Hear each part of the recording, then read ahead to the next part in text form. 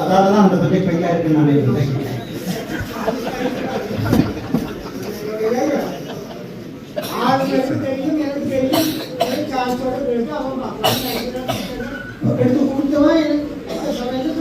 முன்னாள் ஆய்வு சம்பந்தமாகவும் பலதரப்பட்ட முறைப்பாடுகள் இருக்கு. அது சம்பந்தமாக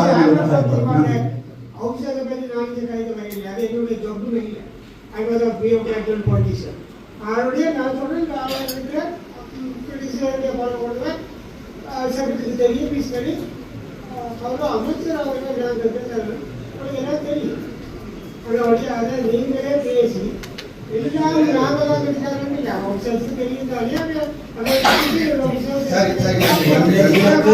மக்கள் பிரதிநிதி அடிப்படையில் கேள்வி கேட்கிற உரிமை பாராளுமன்ற பிரதிநிதி அடிப்படையில் எனக்கு இருக்கு. அதை உங்களுடைய பேர் என்ன? மதிப்புக்குரிய ஐயா அவர்கள் அதை தடுக்கலாம் என்றதை அன்புடன் தெரிவித்து கொள்றேன்.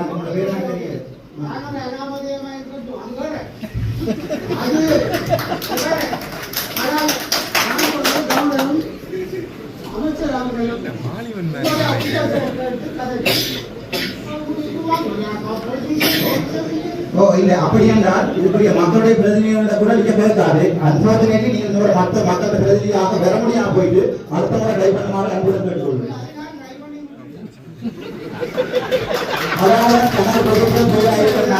அடுத்த முறை நீங்க பயப்படலாம். என்ன உங்களுக்கு மோசம் அடைகிறதுக்கு காலம் இருக்கு.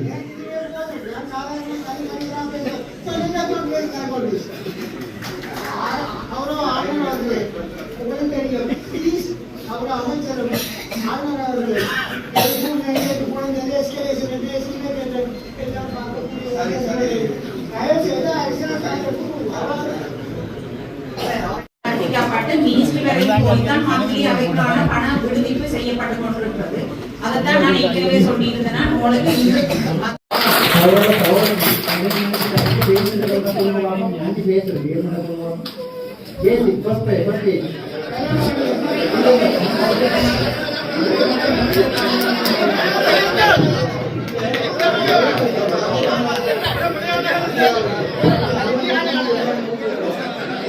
ப்ரொஜெக்ட் மேனேஜ்மெண்ட் படிக்கிறாங்கன்னு சொல்றார்கள்.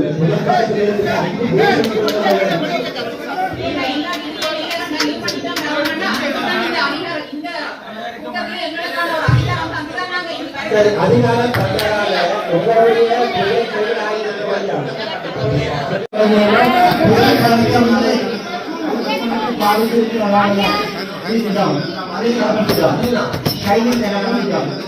பொது பணத்தை அடிப்படையில் மாத்திரம் நம்மளோட கேள்வி கேட்டுங்க. உங்களுடைய கேள்வி கேட்கிற அதிகாரம் மக்கள் பிரதிநிதி அடிப்படையில் எனக்கு இருக்கு.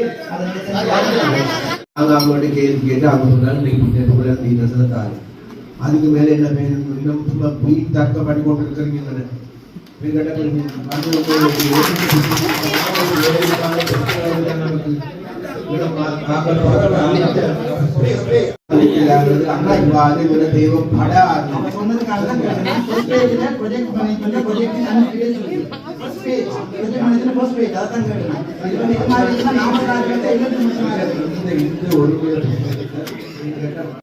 இந்த மீட்டிங் வந்து ப்ரொடக்டிவிட்டியா போகணும் அல்லது இந்த மீட்டிங்ல யாருமே கேள்வி கேட்கிறாரு. நான் இது மாதிரி தான் செய்வோம் என்பதுதான் நிலைமையா. அந்த பதிலுக்குரிய டாக்குமெண்ட்ஸ் அனுப்பின சொன்னா பிறகு அவன் மைக்கெட் இருக்கிறான். மைக்கெட் சொல்லிக்க நான் மாஸ்டர்ஸ் முடிச்சிருக்கிறேன். அதான் நான் கேட்டேன். அந்த ப்ரொஜெக்ட் கொஞ்சம் மாஸ்டர்ஸ் ஃபர்ஸ்ட் பேஜ்ல initiation, planning, execution, modern evaluation, course 5 page இருக்கு. அதை தான் கேட்டேன். அதிகாரிகளுடைய உரிமையை நான் பாதுகாக்கிறதுக்கான படம் நலந்த பாராளுமன்ற உறுப்பினர்களும் தலைவர்களும் அதுக்கு அவர்களுக்கு கீழானவர்கள் நாங்கள் எடுத்துக்கொண்டு நாங்கள் அந்த இடத்துல வந்திருக்கும் மறந்து விட்டு அவர்கள் வீணான கேள்விகளை கேட்க வேண்டாம். பீஸாக கேட்க நம்மளோட முடியாது. அந்த 2022ஆம் ஆண்டு அந்த விவரத்தை நீங்கள் தலைமை தேர்தல் தான் நாங்கள் அதுக்குரிய நிதியோதத்தை பெற்றுக்கொள்ள